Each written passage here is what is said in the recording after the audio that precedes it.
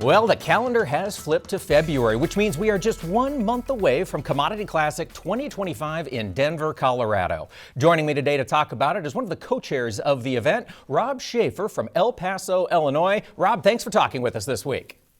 Oh, thanks for having me on a wonderful warm morning for coming off of last week when it was below zero. So. Absolutely. And now we're all getting prepared to head to Denver for the Commodity Classic. Rob, are you excited? I am. It's actually starting to kick in. You know, we've been planning. This will be my second, almost my third full year after this classic on the classic committee. And it's starting to sink in that actually, that me and Deb Gangwish from Nebraska are in charge or co-chairs, and really looking forward to it. And they started planning this back 8 years prior to this. Okay, so that's how far out we have to look for venues and stuff. So it's starting to kick in where there's a lot of planning. We have a weekly meeting, and staff's working really hard and looking very forward to it. Yes, sir. And I understand there's going to be a lot of fun things. This is the first time the show's ever been in Denver, so you've got some fun tours of the community this time around. Is that right? We do. Of course, there's always cores. You know, everybody knows about cores, but there's also a lot of folks are going out early to ski, and or maybe tagging off on the back end to ski, or as far as families go. But we've got a lot of cool tours. Of course, the lot of things to do in Denver. A lot of culinary stuff. We got to tour back in August and then also in March.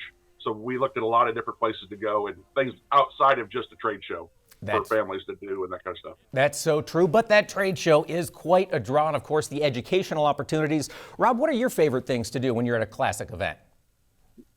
So the see for yourselves and the mini what's news. Okay, when companies come out with brand new products, okay, for those to be able to go see what's coming. A couple of years ago, it was all drones. Okay, now drones have done things. It's also, but we have more than just technology. There's also stuff, especially in this climate, to maybe tweak one thing to help your ROI to stay competitive this year. The other thing is I personally love seeing all the big machinery. Okay, we have, in farmer terms, we have 500,000 plus square feet or 11.5 acres.